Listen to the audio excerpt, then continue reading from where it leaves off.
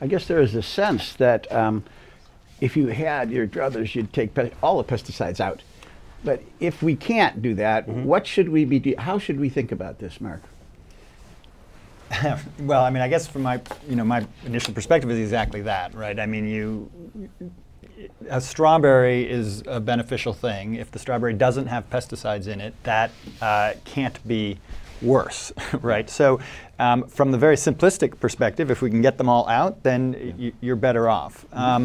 It's obviously a tricky policy issue at that stage. There's a lot of good evidence that fruits and vegetables are very good for you. So if the choice becomes not eating these things and avoiding the pesticides versus eating them and getting pesticides, I don't know that we have enough data to say that that's a good choice to make, right? So, I mean, there's many layers add on to this that I don't get into as much, but they're absolutely relevant, which is the health of the workers in the fields, the whole ecosystem effects of all of this stuff. But just from a purely individual health perspective, obviously getting them out is what we would like to do, but there's a balance and a policy balance. What I will say is that we certainly expect that as we get lower and lower levels, that the effects probably are going to be less than what we would see at higher levels.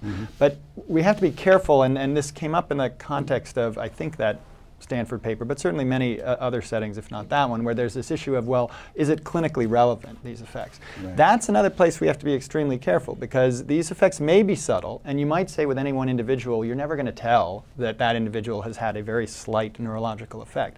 But if you start looking at a population-wide level, and we just shift everybody over ever so slightly so that any individual isn't all that different than they would have been without it, well, if you look at a bell curve of the population, you've now shifted potentially millions of kids, or whatever the outcome is you're interested in, into a problematic range where it's going to be extra cost to the society, it's special education. So we have to also think at the population level that very small effects at low levels, over the entire population can have tremendously large impact.